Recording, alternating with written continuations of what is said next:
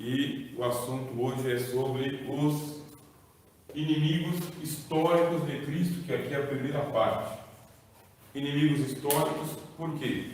É inevitável que a verdade ela sofra oposição, é inevitável. A Bíblia diz: a luz brilha nas trevas e as trevas não a compreenderam. Então, por onde começam os inimigos de Jesus? Começa lá na comunidade de Israel. Na aula anterior que a gente teve, nós vimos o quê? Que o Senhor Jesus ele nasceu, a gente passou pelo nascimento, a gente passou pelo Rio Jordão, a gente viu ele ali nos conflitos que começa com os seus primeiros discípulos, João Batista, e depois vai só evoluir historicamente a quantidade de adversários à revelação de Jesus. Então o Senhor Jesus ele é revelado, ele é ato de revelação. Quer dar uma olhada? Então não tem como você conhecer Cristo sem a revelação. O que foi que ele nos disse? Olha, ele disse para Pedro: bem-aventurado és tu, Simão Barjona, porque não foi a carne e o sangue quem te revelou, mas meu Pai que está nos céus. Então, por mais que haja uma propaganda sobre Jesus, é necessário que o Pai lá em cima tome a decisão de vou revelar o meu filho para esse homem, para essa mulher, para essa pessoa. Se isso não acontecer, a propaganda toda fica só como um testemunho do lado de fora. A gente vai perceber que o Senhor Jesus ele teve os seus inimigos durante o seu tempo de vida e depois eles foram só se multiplicando cada vez mais. Então a gente vai começar aqui com os fariseus. Ora, quando que surgem os chamados fariseus? Tá bem? Eles vão surgir a partir de Esdras. Esdras ele é esse grande judeu que nós temos aqui na Bíblia também. Tem um livro dele. Esdras ele era sumo sacerdote e ele estabeleceu o Sinédrio. O que era o Sinédrio? É chamada de a grande sinagoga. Os irmãos têm que perceberem dele. Então aqui tinha a grande sinagoga, que foi idealizada por Esdras, esse da Bíblia, que era um sumo sacerdote. O que era para ser a grande sinagoga? Uma casa de leis, uma casa de estudos, um lugar onde os principais príncipes de Israel iriam se reunir para julgar as causas do povo de Israel. Vocês lembram que Esdras ele veio lá do cativeiro babilônico, você lembra? Ele veio, o Esdras, depois veio Neemias. O Esdras foi responsável pela reconstrução do templo, tentou fazer a reconstrução do templo e os samaritanos não deram essa chance. Quando chegou Neemias, aí conseguiu reconstruir os muros da cidade e, portanto, reconstruir o templo. Foi nesse tempo que se levantou o profeta Zacarias, o profeta Ageu, que ajudaram Esdras com a obra da reconstrução, incentivando o povo a reconstruir o templo. Enquanto o templo não estava de pé, o que fez o sumo sacerdote Esdras? Ele organizou a grande sinagoga, que era para ser uma casa de leis, uma casa jurídica, uma casa de coordenação da vida religiosa do povo de Israel. E, necessariamente, ele tinha que ter aqueles que eram os teólogos. Nesse tempo aqui, você vai ver que o Esdras ele é colocado como um escriba. Esdras, ele era um escriba. A palavra escriba é equivalente a teólogo também, Teólogo. Hoje nós usamos a palavra teólogo. O que a Bíblia usa? Escribas. Esdras, ele é um escriba. Então os escribas já são desde os dias de Moisés. Ponto. Aí surgem os fariseus, ou a seita dos fariseus. A palavra fariseu também significa separado. É aquele que se separou da sociedade, da vida comum, da vida mundana, e se separou para estudar a Bíblia, estudar os escritos. O que fez o Esdras? O Esdras organizou o cânon do Antigo Testamento. Não era chamado de Antigo Testamento, era chamado somente de Tanakh. Bem, tá aqui, Tanakh. O que é Tanakh? A primeira parte aqui é a Torá, tá bem? Então você tem a Torá, Aí depois vem os livros que a gente chama de históricos, eles chamam de profetas, nebiins, tá bem? Então, a lei, a Torá, aí depois vem os nebiins, que são os livros proféticos. Para eles, nós temos os 4 grandes profetas e depois nós temos os 12 profetas menores. Para eles, não. Desde Josué, tá bem? Até o livro de Esdras, todo mundo era profeta. Então eles têm aqui, ó, Torá, T de Torá, aí vem o N de Nebiins, os profetas, e o K, que vem aqui, é de Ketuvins. O que são os Ketuvins? Os nossos livros poéticos, tá bem? Salmo, Provérbio, Jó. Total, 22 livros.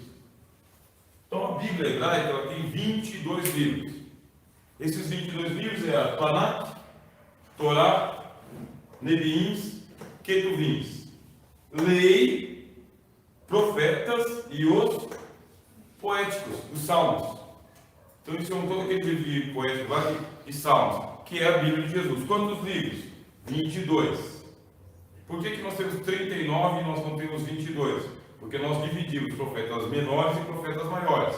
E a gente conta os 12 profetas menores e contamos os 4 profetas maiores. Aí a nossa Bíblia vai dar 39. O que eles fazem? O Esdras ele pegou e reuniu os 12 profetas num livro só. Então você pega 12 e transforma em um só. Aí reduziu de 39 para 22. Por quê? Para combinar com a quantidade de letras do hebraico. São 22 letras do hebraico. Então, para combinar, eles são muito místicos. O Esdras está organizando a grande sinagoga. O Esdras está organizando a vida religiosa do povo. O Esdras está organizando o farisaísmo, que são as casas de estudos da lei, da Tanakh. E para isso, os fariseus eles têm que ser separados, eles serão professores de Bíblia, professores do povo. Eles podem vir de qualquer camada social, eles podem vir da aristocracia, mas podem vir do homem do campo, eles podem vir de uma família de sacerdotes ou de qualquer tribo de Israel. Basta que ele seja um filho da lei, um estudante da lei, um fariseu. É aqui que está a origem, tá bem? Então, onde que começa? Esdras, lá atrás, organizou a grande sinagoga. O Esdras ele criou a grande sinagoga para ter 72 cadeiras que deveria formar o presbitério, ó, anciãos, é o que você lê no Novo Testamento, né, ó, anciãos. Ouviste que foi dito aos antigos, ouviste que foi dito aos anciãos. Esta palavra aqui, no grego é presbíteros. Então, quem são os presbíteros? Os presbíteros são os mais antigos da fé, são os mais antigos da comunidade, são os mais antigos da sinagoga. Por quê? É a grande sinagoga, está vendo aqui? O que é sinagoga? É o lugar onde se reúne todo mundo, onde todo mundo vai ser conduzido conjuntamente, juntamente. Então a palavra sinagoga significa isso, aqueles que são conduzidos conjuntamente, quer dizer, em grupo. Estou percebendo aqui da onde tudo isso aqui para a gente entender a oposição que vai se levantar contra Cristo. Aí o que acontece? Esses fariseus estão estudando a Tanakh, que é a Bíblia. Mas, junto com a Tanakh, eles têm também o Talmud. Então o que é o Talmud? O Talmud ele é o livro das tradições dos antigos, livro da tradição dos anciãos. Por quê? Eles dizem que a Bíblia não pode ser entendida sozinha. A Bíblia tem que ser entendida a partir dos antigos, a partir do que dizem os anciãos. E os anciãos têm uma sabedoria que eles vão interpretando a Torá, os profetas e os salmos. Eles vão interpretando e vão falando oralmente, tá bem? Vão transmitindo. Sabe aquela pregação que nunca foi gravada? Porque não tinha fita, não tinha CD, não tinha internet. Como que se gravava então?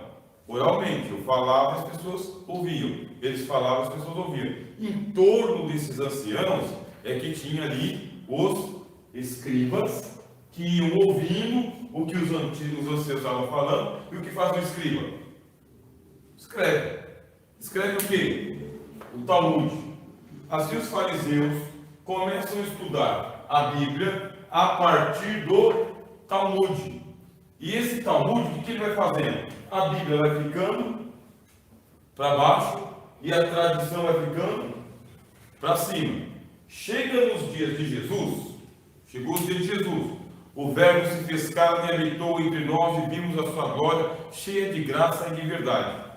Esdras, 445 anos antes de Jesus. Aí passam-se 440 anos. A grande sinagoga se transforma no quê? Se transforma no Sinédrio. Estes 72 anciãos aqui, eles assumem a cadeira de Moisés.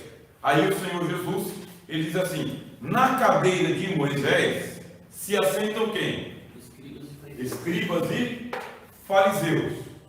Fazei tudo quanto vos disserem, mas não procedais em conformidade com as suas obras, porque dizem, mas não fazem, nem com o dedo eles removem o fardo pesado que colocam nas costas de vocês.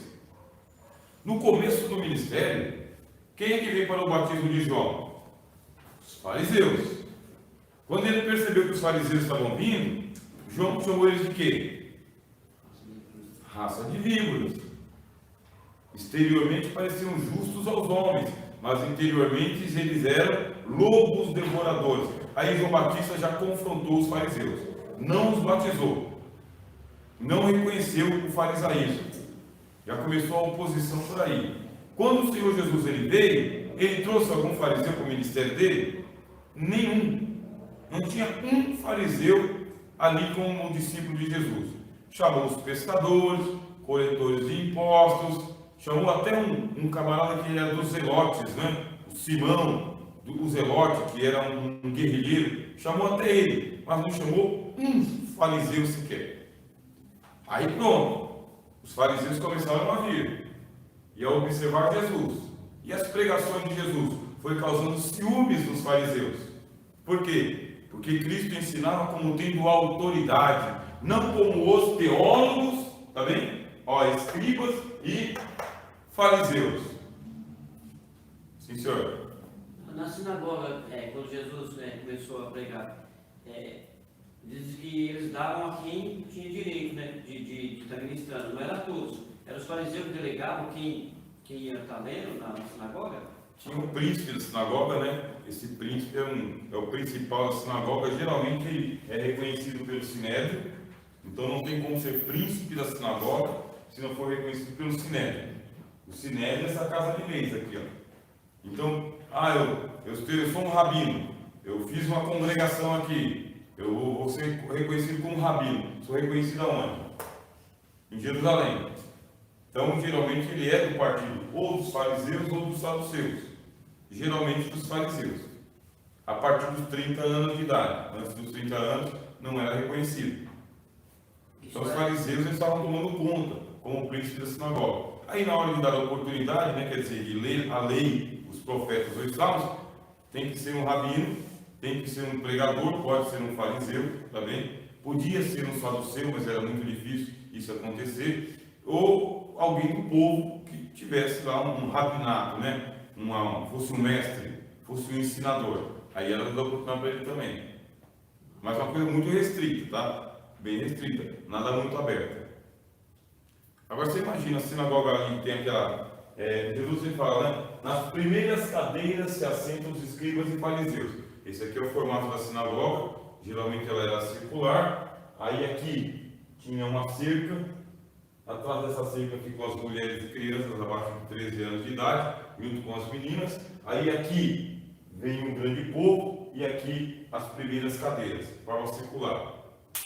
Então aqui estão nas primeiras cadeiras se assentam os escribas e fariseus. Quando convidares alguém, não seja como os fariseus que querem se sentar nos primeiros lugares. Assume um lugar atrás da cerca de bambu.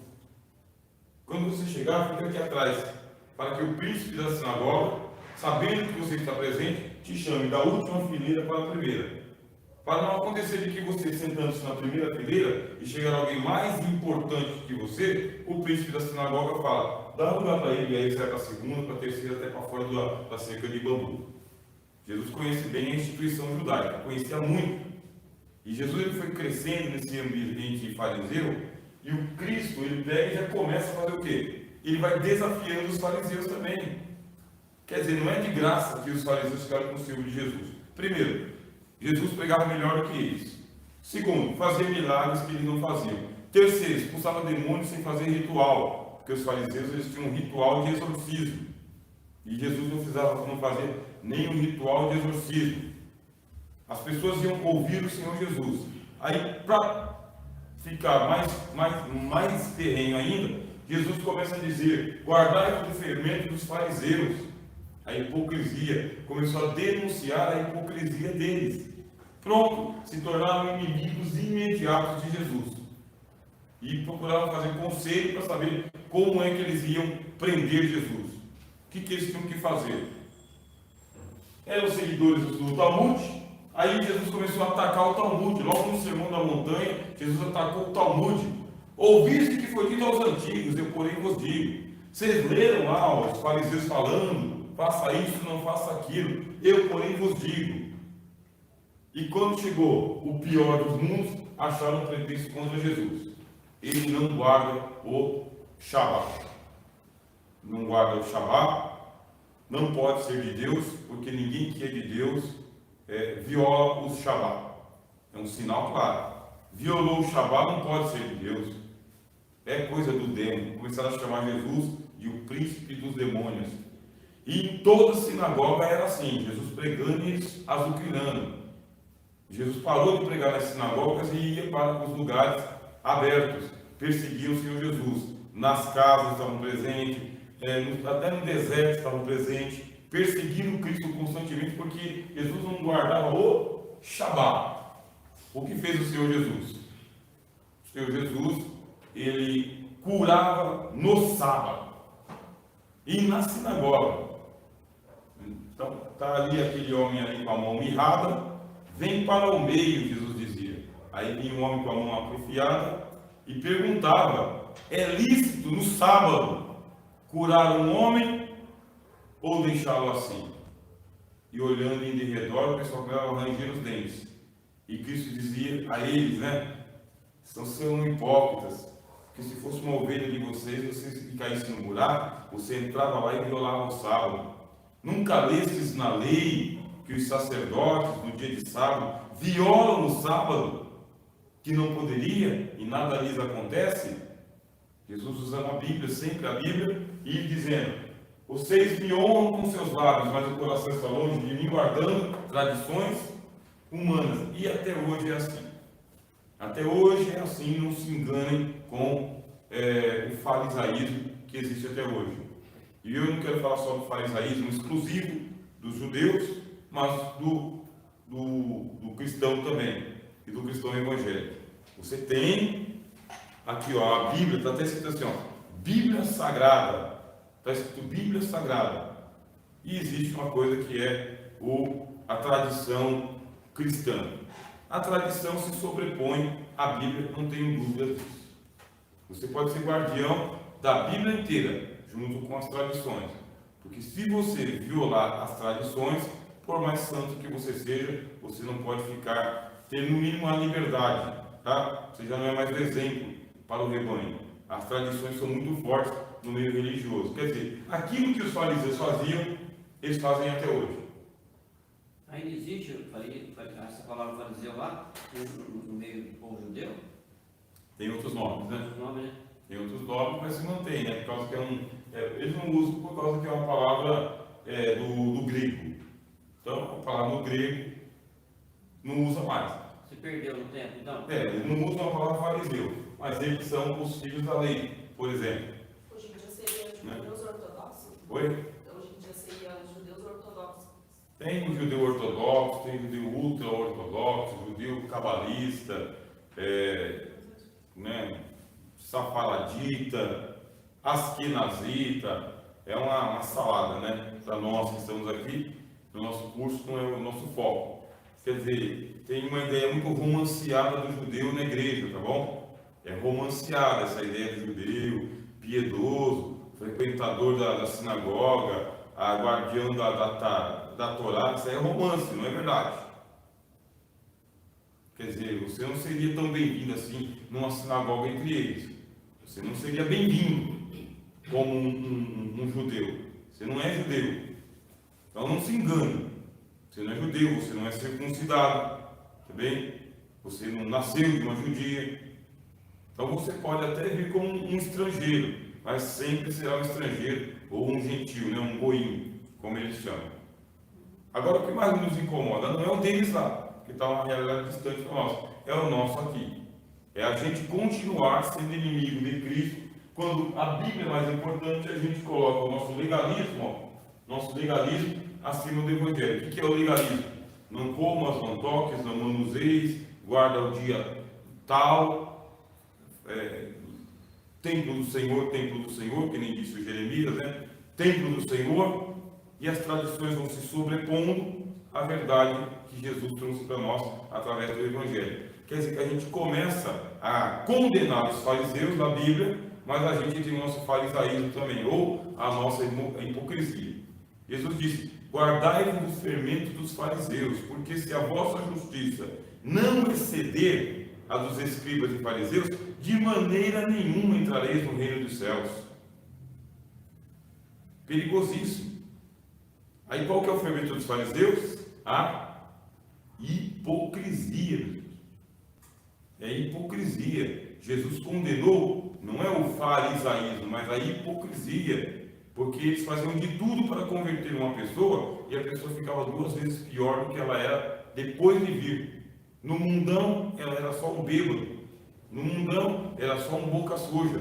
E agora veio para a igreja, não bebe mais, não é um boca suja, mas é um hipócrita, um enganador de pessoas. Às vezes um lápio. Aí Jesus falou: não, piorou para ele. Piorou. Isso a gente não pode fazer. E a gente percebe de que a camada de verniz que é passado, de santidade, essa camada de verniz tem que sempre rebocar ela. Passar mais uma camada de verniz, não toca nesse assunto, não fala desse assunto. Por quê? Por que não se pode falar a verdade na igreja?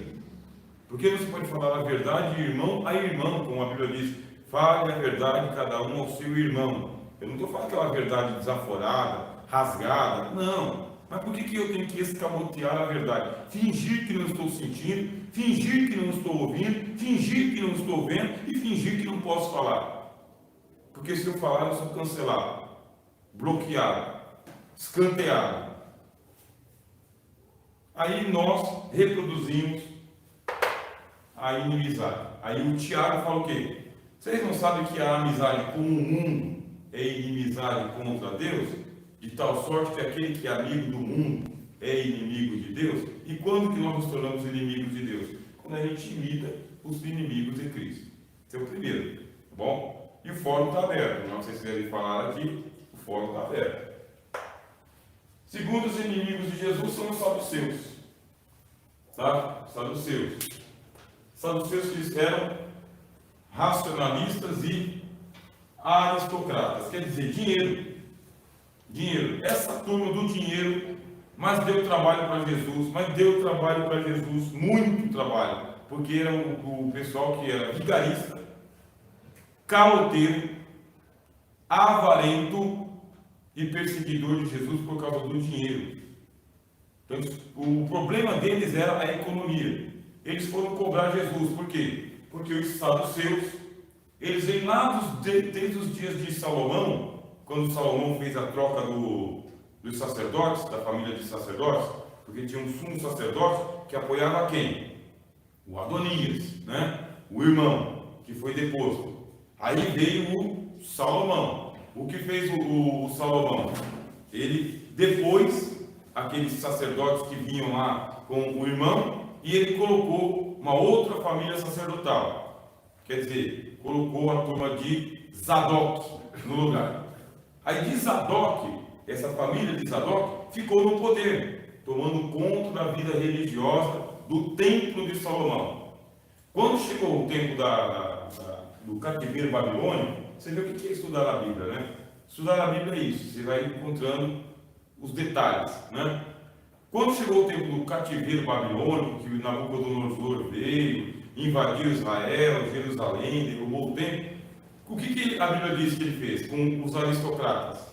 Poupou o Nabucodonosor, pegou os ricos da terra, os aristocratas, dono de terra, dono de dinheiro, banqueiros, pegou essa turma, levou para a corte na Babilônia e lá deu cargos públicos para eles. Quer dizer, os caras perderam a aristocracia lá em Jerusalém, mas eles mantiveram a aristocracia na Babilônia, continuaram no poder econômico, produzindo dinheiro, produzindo riqueza.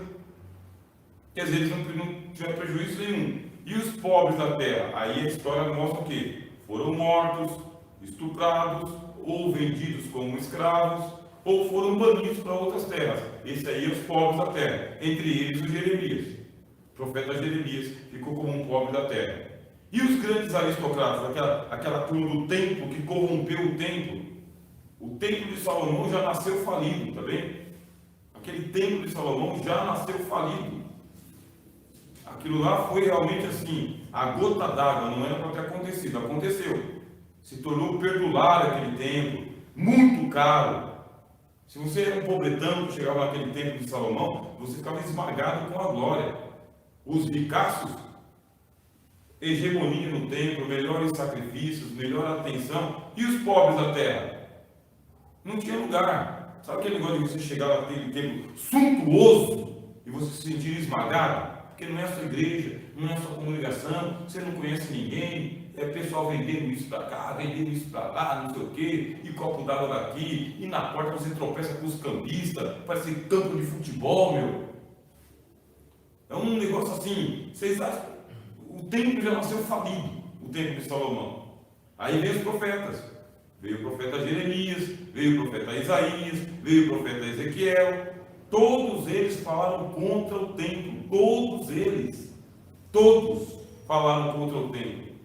Deus mostrou para Ezequiel o que acontecia de verdade no templo.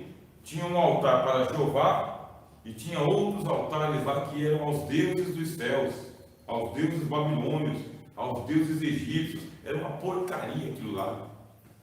Aquilo não era de Deus, nunca foi de Deus.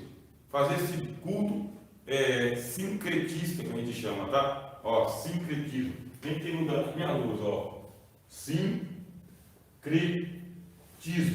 E vocês sabem disso, porque o Salomão se casou com várias princesas e fez consórcio com elas, e inclusive em Israel ele levantou o templo para tudo quanto era Deus. E no templo de Jerusalém havia muita, mas muita idolatria, muita feitiçaria, muita. Então o templo não prestava para nada. Veio um Nabucodonosor, invadiu Israel, destruiu o templo, pegou essa aristocracia de sacerdotes aqui e levou para a Babilônia. Chegando na Babilônia, o que fizeram os sacerdotes ricos? Montaram as sinagogas, está vendo aqui, ó? Lá, eles montaram a sinagoga. E qual que é a Bíblia que eles reconheciam? Esses saduceus só reconheciam só a Torá. Mas por que eles não reconheciam os profetas? Porque é lógico. O profeta Jeremias está falando contra a gente. O profeta Isaías fala contra a gente. O Ezequiel se assenta com os sacerdotes lá na beira do rio lá, fala contra a gente. Fala contra a gente quem? A turma do dinheiro. Então o tempo todo o Ezequiel teve coragem de assar um pão e colocando como carvão, colocou cocô de vaca. Ele assou o pão, colocou cocô de vaca. Quando o pão começou a ficar quentinho, estava misturado com cheiro de fezes. Aí o Ezequiel pegou e comeu o pão diante dos anciãos, dos sacerdotes, falou: isso aqui que é o culto de vocês, é essa porcaria aqui, meu, é esse lixo. Então por que eu vou colocar o livro do profeta Ezequiel, que está falando contra nós? Oséias, Amós, Obadias. Por quê? Está mexendo na galinha dos ovos de ouro. Quer dizer, está mexendo com os ricos do mundo. Mexeu com os ricos do mundo, você não presta mais. Os ricos são assim. esses ricos do mundo, tá bem? Sem temor nenhum, você não presta mais. Você anda ao lado deles, você favorece a corrupção, aí você está entre nós. Você começa a denunciar, você já não presta mais. Aí eles reconhecem só a Torá. Por quê? Porque a Torá foi escrita por Moisés, antes deles nascerem, antes deles serem ricos, antes deles serem do poder. Quer dizer, aí tem uma queixa, Luizão. É o seguinte, o que é a Bíblia para nós? É a Bíblia toda, tá bem? A Bíblia é a Bíblia toda, gostando ou desgostando. É a Bíblia toda. Você não pode escolher qual parte que é Bíblia e qual parte não é Bíblia. Você pode, assim, não concordar com o que ela diz, mas é a Bíblia. Você não pode dizer, ó, não, a Bíblia são os 22 livros aqui dos fariseus. Não, a Bíblia são os 5 livros de Moisés. Porque é o que muitos crentes fazem também com esse pecado. Ó, tem esse livro aqui que eu leio porque Deus está falando comigo. Esse aqui não é de Deus, essa passagem não importa. Os teólogos fazem isso direto, tá? Os teólogos, eles arrebentam com a Bíblia. Quais teólogos? Esses aí que não são, eles são chamados de teólogos liberais.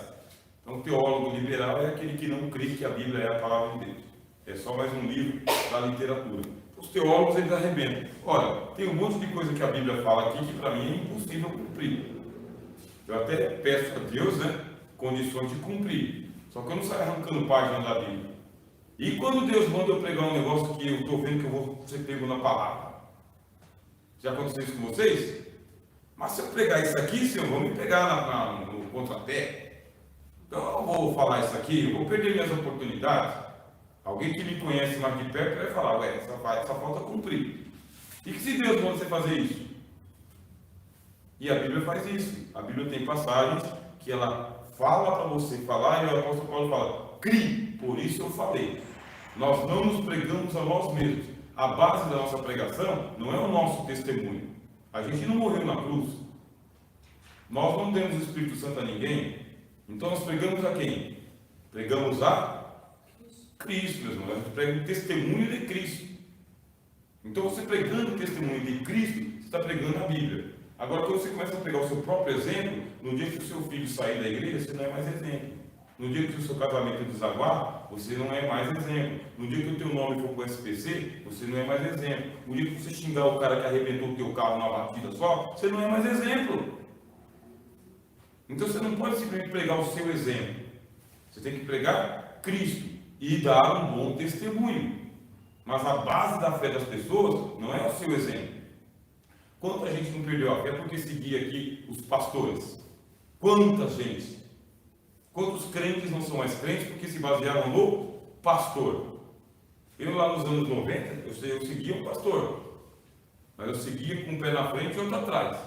Aí quando chegou o século XXI, o pastor começou a cortar para os dois lados. Aí eu já... Agora ele falou claramente, não sou mais evangélico, não faço parte mais desse grupo de evangélicos e denunciando todo mundo. Aí eu falei, bom, né? Paciência, ele é um bom palestrante, mas só bom palestrante por bom palestrante, tem um monte de guru por aí. A igreja não precisa de bons palestrantes, precisa ter pregadores da palavra de Deus e só da palavra de Deus. Então a gente está num problema sério, né? Sabe o que eu estou falando? Não, queria saber.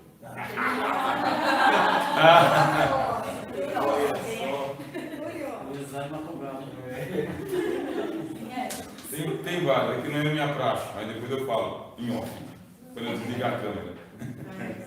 Tá bom? Quando eu desligar a câmera eu falo.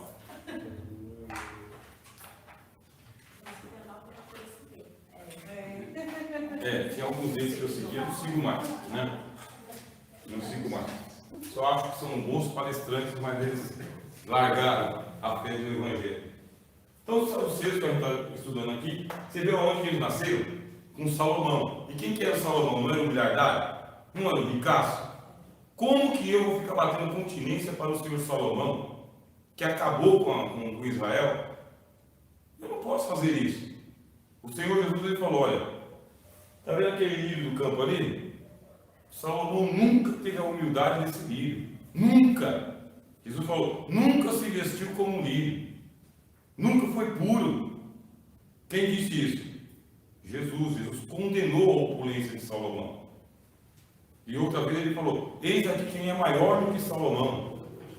Então as pessoas ficam atrás do glamour de Salomão, do templo de Salomão, né? E abandonam a sua congregação.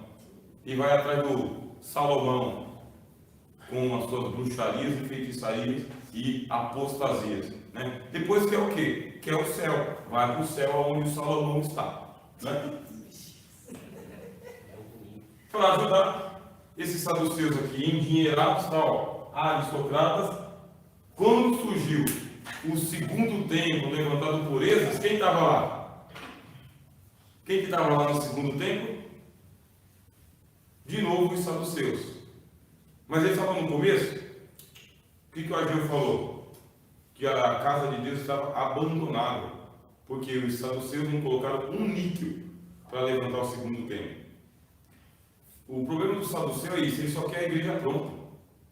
Esse é o problema do saduceu. Ele não quer trabalhar, não. Ele não quer arrancar toco. Ele não quer amassar barro. O saduceu quer chegar e encontrar pronto o púlpito de mármore, a cadeira estofada, o aparelho de som funcionando, as câmeras ligadas para ele. É isso que é o saduceu. Ele é um granfino. Ele quer o tapete vermelho para recepcionar ele. Ele quer a melhor vaga de carro para ele. Ele quer o chofer abrindo a porta para ele. O copo d'água tem que ser puro para ele. E o restante? Se vira, meu, o bebedouro lá, cara, se vira. O banheiro dele, o banheiro dele é nota 1000. E o seu? Entra na fila. Papel higiênico é igual de todo mundo. E o dele? É folha tripla. E se não tiver, excomunga o cara. Esse é o saduceu, amante da riqueza, da opulência. Agora pergunto, o movimento evangélico brasileiro tem ou não tem muita opulência de saduceu?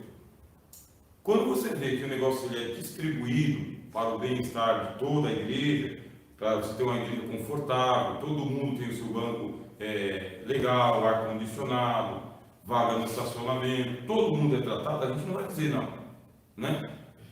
Está se fazendo uma boa administração. Agora, quando você percebe que a aristocracia é tratada aqui com um helicóptero e você vai para o ponto de ônibus, alguma coisa está muito errada.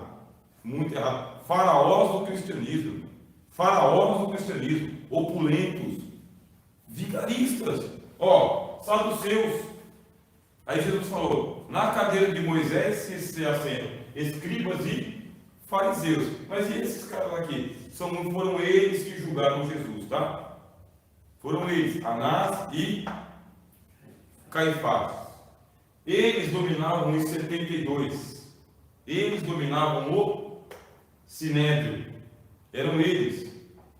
Aí o Senhor Jesus ficou só na observância. E aí eu pergunto, quantas vezes Jesus falou contra os ricos? Quantas vezes Jesus falou? Quantas vezes ele falou? É mais fácil. A ironia de Jesus iria ser um negócio lá extraordinário, né? Eu acho que ia ficar babando, sabe? Esse Jesus ali. Eu acho que eu ia dar uma salva de palmas só para ouvir ele falar, né? A ironia dele, né? É mais fácil passar um cabelo no fundo de uma agulha e ele olhar para o saduceu assim, ó, do que um rico entrar no reino de Deus. Aí eu dou glória a Deus até falar em língua estranha. Porque começou a fazer um desaforo. Se ajuntaram fariseus e saduceus. Os dois eram inimigos, vocês sabiam? Fariseu era inimigo de saduceu e saduceu inimigo de fariseu. Eles eram inimigos, mas para matar Jesus começaram a se ajuntar, igual Pilatos e Herodes. Eram inimigos, mas para matar Jesus, o que eles fizeram? Se uniram. No nosso país é assim também. Hoje está acontecendo o pleito eleitoral. Os caras são cobras e escorpiões. Jararaca engolindo jararaca, mas tem um inimigo em comum.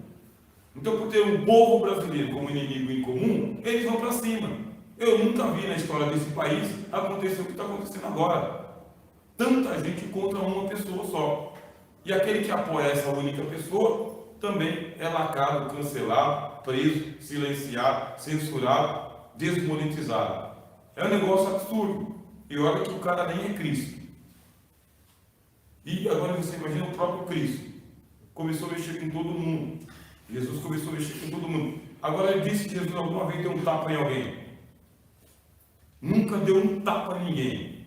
Agora vê se alguma vez o Senhor Jesus ele negou lugar para fariseu e saduceu na igreja dele. Podia vir todo mundo para ouvir Jesus de perto. Os fariseus convidavam Jesus, Jesus ia. O saduceu nem convidava Jesus, porque Jesus ele era do povo. Ele era da Galileia com um sotaque de interior, né? Esse que era Jesus. Os saduceus nunca convidaram Jesus, mas que perseguiram Jesus, perseguiram. Mas Jesus, né, era Cristo. Então, ele falava abertamente, falava nas praças, falava nas casas. Essa turma começou a ficar invocada. Por quê? Porque Jesus citava as Escrituras contra eles. E, acima de tudo, eles eram racionalistas. Então, o que é um racionalista? É aquele teólogo que ele começa a dissecar a Bíblia. Me dá raiva desse teólogo. Para mim, me dá raiva. Quando eu vejo um cara dissecando a Bíblia, tirando o colorido da Bíblia, sabe? Deixando a Bíblia bem aquele pastel cheio de vento. Ah, dá um pastel aí, com aquela fome, né? Dá um pastel aí. Aí está escrito assim, ó, pastel de carne. Você come. Cadê a carne? O cara miserável, meu. Colocou cheiro de carne. Puxa, paguei R$6 nesse negócio aqui, meu. Tem que fazer em casa. É bom, né? Caseiro, né? Que a gente capricha. É isso. Então, o problema é esse. A pessoa pega um livro brilhante como esse, meus irmãos, por favor. Esse livro é brilhante. A linguagem dele é uma linguagem, assim, encantadora. A maneira como é apresentado, Jesus, os apóstolos, o Espírito Santo, os milagres de Deus, o Mar Vermelho, o Rio Jordão, o Naamã, o azeite da viúva, a presença dos anjos, a expulsão de demônios, a maneira como a Bíblia apresenta. Qualquer criança entende. Aí chega um teólogo refinado, fresco. Teólogo fresco, com uma linguagem que ninguém entende, com meia hora de introdução para explicar coisa e não entra na mensagem e gasta meu tempo. E eu com necessidade de ouvir Deus. E explica a data, o lugar, a circunstância, a variante do hebraico e do grego, e de acordo com o teólogo e com o filósofo, não sei o quê. E Bíblia? E Jesus? Cadê? Então ele está dissecando a Bíblia, ele é muito racionalista, passou pela academia.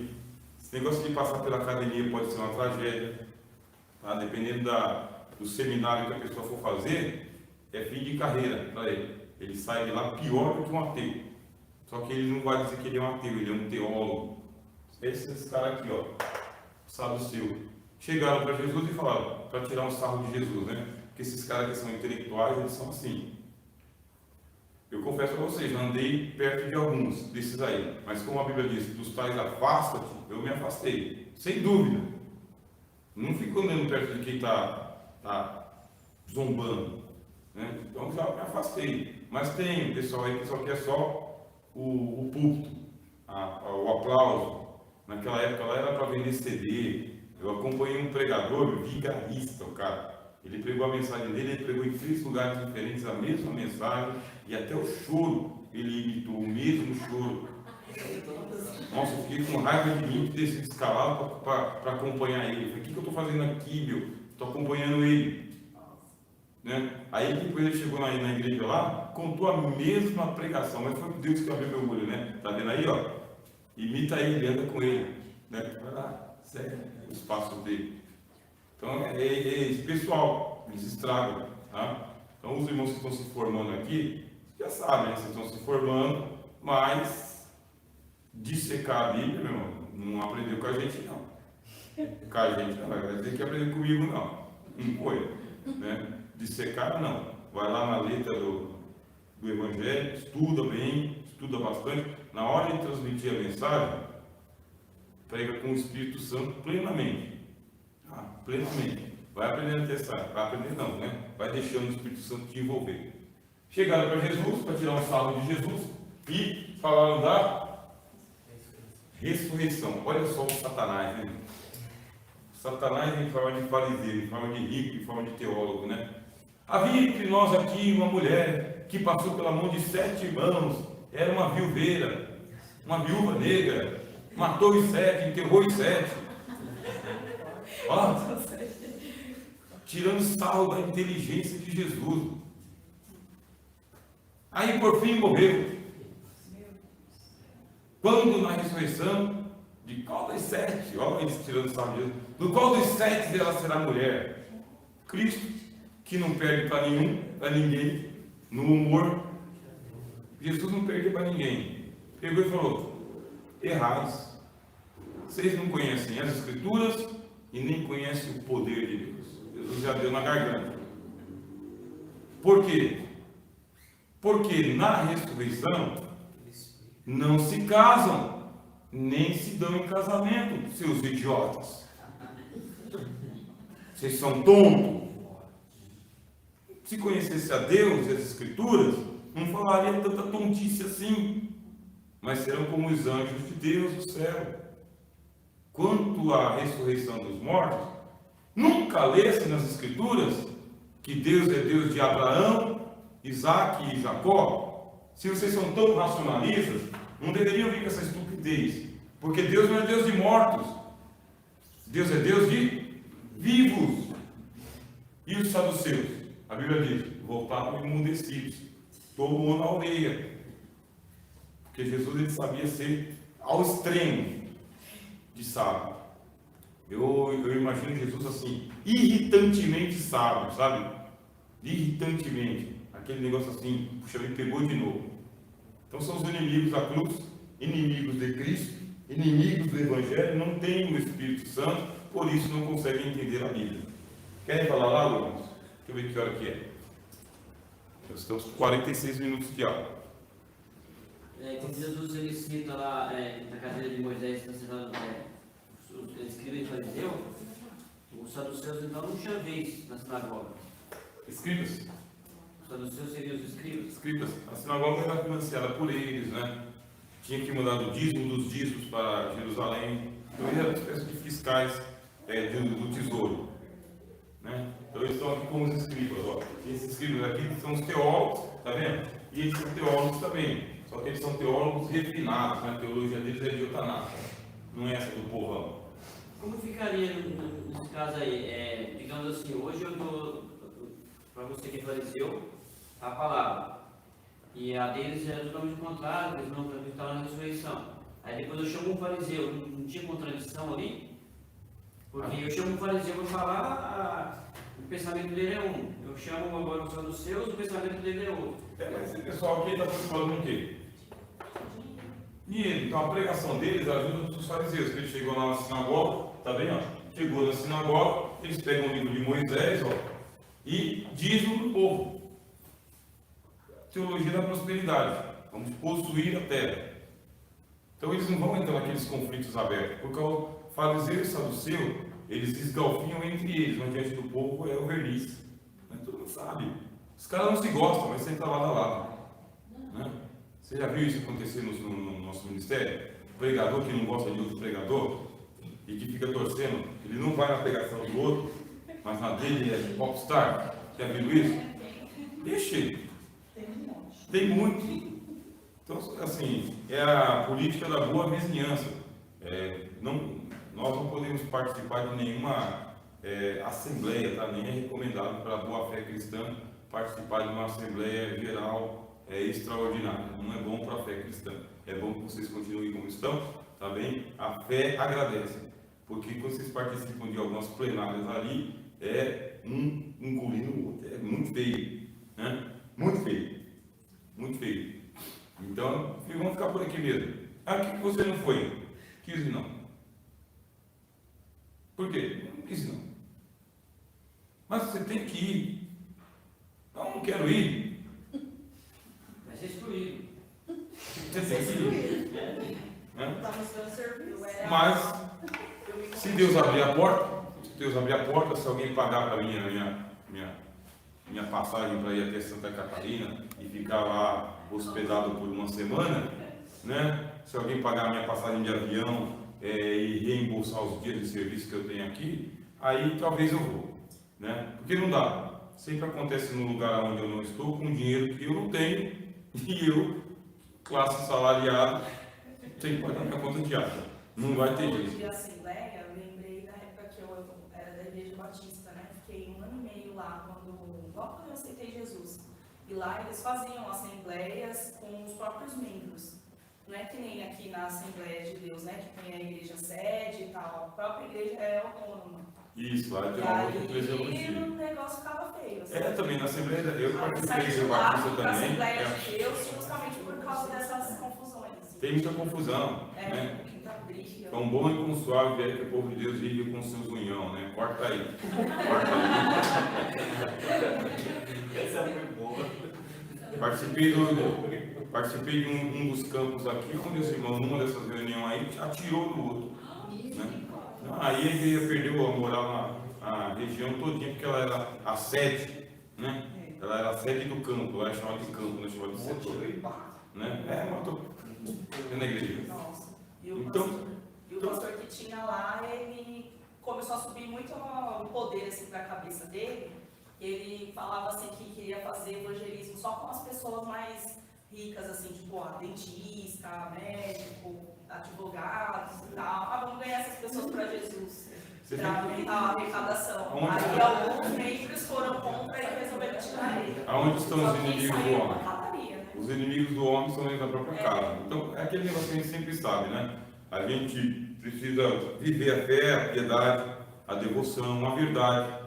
Precisamos viver esse evangelho, tirar ele das páginas da Bíblia e trazer para nós aqui. Tem coisa que está acima das nossas forças, aí tem que ir para a força da oração e da paciência, para a gente não perder a fé também. Então, assim, como o apóstolo Paulo fala, abstende-vos de toda a aparência do mal, e eu percebi que ali tem uma aparência do mal, quando você perceber também, você se abstém. Você se abstém. Quando for o chamado necessário, né, aí você vai lá e dá o seu testemunho. Caso contrário, não. Mas por que nós estamos falando isso? Por causa que os inimigos, eles têm outros nomes, mas a prática é a mesma.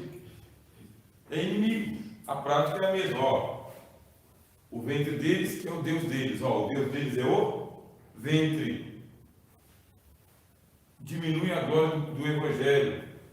Colocam as tradições acima da Bíblia. E eles vêm de longa data. Ó, esse pessoal aqui, o negócio deles é grana.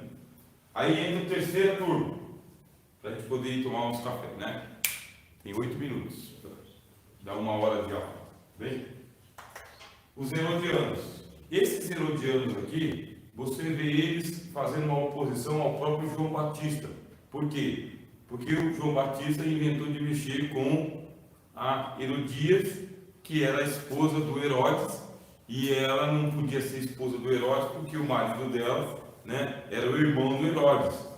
Quer dizer, então, que o Herodes foi lá e sacou a cunhada para ele, e a cunhada, que era Herodias, viu que o Herodes era mais poderoso e abandonou o irmão dele. O João Batista mexeu na casca de ferida, denunciou, foi preso e decapitado porque a Salomé dançou diante do Herodes e o Herodes perdeu a cabeça. O Herodes perdeu a cabeça, mas quem perdeu a cabeça literalmente foi o João Batista. A partir desse momento, quem foi que o João Batista ele anunciava? Jesus. Ele anunciava Jesus e os feitos do Senhor Jesus chegavam no palácio de Herodes. Herodes ele era lá o tetrarca da Galileia, ele tomava conta daquela parte norte lá.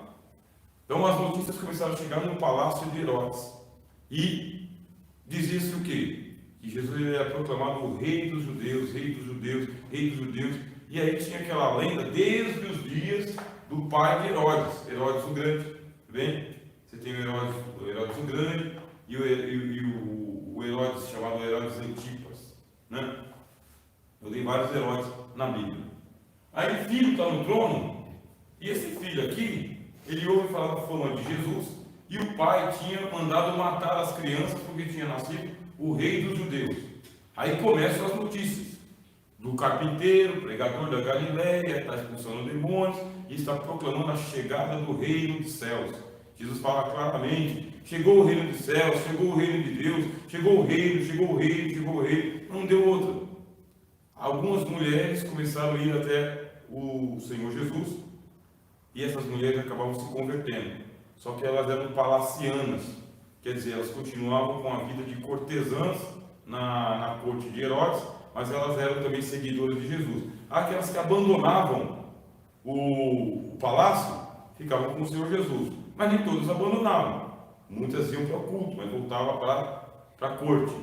E pronto, a fama de Jesus está crescendo dentro da corte de Herodes, vai crescendo, até que se forma uma oposição herodiana contra Jesus, que é uma oposição político-romana. Porque o Herodes, ele era um vassalo de Roma. Ele foi empossado como rei da Galiléia por Roma. Ele governava em nome de Roma. Ele era subalterno a Roma. Quando foi para crucificar o Senhor Jesus, não teve que passar pela mão de Herodes. O Pilatos ele teve que fazer aquilo. Quando ouviu falar que Jesus era da Galiléia, encaminhou Jesus para Herodes, porque o Herodes era o rei da Galiléia. E o Herodes queria muito aprisionar Jesus há muito tempo. Mandou inclusive buscar Jesus. Vocês lembram dessa passagem? Aí Jesus falou: manda dizer para aquela raposa, olha que desaforo do Cristo. Chamou Herodes de Moraes de raposa. Manda dizer para Herodes de Moraes, aquela raposa, que eu estou expulsando demônios, porque estou indo para Jerusalém, porque não pode um profeta morrer fora de Jerusalém. 3 dias. E foi a notícia que Jesus mandou para ele: eu não vou conversar com você, eu não posso parar o que eu estou fazendo aqui para descer ao seu nível. Já basta o João Batista que você mandou prender e cortar o pescoço dele, calar ele, a voz. Ninguém podia falar contra Herodes, que ele mandava cortar o pescoço. Não foi só o João Batista, não. Então quem se opõe a Herodes tem o mesmo fim: é prisão e morte, cancelamento absoluto. Não se pode deixar falar. Quer dizer, aquele negócio assim absurdo. Aí o Cristo disse o quê? Não vou conversar com você não. Esses herodianos aqui cercavam Jesus o tempo todo. Só que eles tinham uma vida tão devassa que eles começaram a se converter. Aí a Bíblia fala das mulheres que serviam Jesus com seus bens. Mulheres que viviam na corte de Herodes. Olha, palacianas, se opondo ao Senhor Jesus. Aí você vê a presença da política, tá bem? A serviço de Roma, tá bem? Contra quem? Contra o reino de Deus. Por acaso a gente está lutando contra carne e sangue, irmãos? A nossa briga é contra Herodes? Não pode ser. O apóstolo Paulo falou: a nossa luta ou guerra não é contra carne e sangue. Não é. Então a gente não pode ficar com a cortina de fumaça. Para mim, esse cenário que se monta aí é tudo cortina de fumaça. Então para nós o reino de Deus fala: orai pelos que vos perseguem e vos maldizem. Então a gente tem que fazer isso aí. É inimigo, tem fome, tem sede, dá de comer e beber, etc e tal. Mas esse aqui é o reino de Deus. Esse pessoal de fora entende o que a gente está falando? Eles não entendem. Se o nosso reino fosse desse mundo, a gente ia lutar mesmo, a força de espada, até de arma na mão. Não é. Não é. O que a gente tem em mãos aqui? Temos a palavra de Deus para ser pregada, não é isso? Temos o Espírito Santo. Nós temos uma coisa muito mais importante para fazer do que ficar lutando pela meia dúzia de cadeiras que tem ali. Se fosse por isso, o Senhor Jesus falou: ô Pedro, quem que é Pedro aqui na igreja? Ô Pedro, embainha a tua espada, porque a gente tem vontade de voar na garganta, né? Rápido. É um povo bobo, né? A gente estava comentando aqui, não estava? É um povo doido. Então vontade de voar na garganta, abrir a cabeça assim e falar: você não viu o que aconteceu aqui, não? Você estava onde durante esses últimos anos? Não dá vontade? Você é pirado, meu. Aí, mas não, né? Ele já decidiu com a loucura dele, né? O que a gente vai fazer então? A gente tem que tomar cuidado para não se envolver com carne e sangue, porque as armas da nossa milícia não são carnais, mas antes espirituais e poderosas em Deus para a destruição das fortalezas. Então o que nós cremos? Nós cremos que aquele trabalho que os missionários começaram a fazer aqui há mais de 400 anos atrás, a palavra está vingando, a palavra de Deus está prosperando, há um derramamento do Espírito Santo, não nos templos, nos mausoléus, mas há um derramamento do Espírito Santo nas pessoas. E o Espírito Santo está iluminando os olhos. Por quê? Porque a gente quer viver uma vida sossegada e pacífica. Não é o que a Bíblia diz? É o que a Bíblia diz. Agora, é uma guerra do reino de Deus contra o reino de Satanás? É. Por quê? Porque dependendo do cara que assumir aquele trono, aí os profetas vão perder as cabeças. Toda vez que uma Jezabel sentou na cadeira, quem saiu correndo? O Elias. E o Acabe? Ficou na cadeira dele. Então, todo o país onde Herodes manda, João Batista vai para o cárcere. E é calado. É isso que nós não queremos. Então, como nós não queremos, estamos em oração ao nosso Deus, para termos uma vida sossegada e em paz. E aguardar o fim de Herodes. Que Herodes teve o pior dos mundos. Pior dos fins. Nenhum Herodes desceu à sepultura em paz. Anos de tormento. Não dorme, vive à base de remédios, atormentado pelos demônios, e um deles ainda achou que era um grande Deus, e só um anjo foi lá e pá, tocou nele.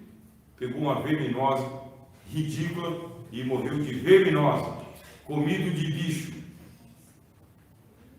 Ué, se o anjo fez isso com Herodes lá, por que não pode fazer aqui pertinho de nós? Vamos tomar um café. Esse clima, fica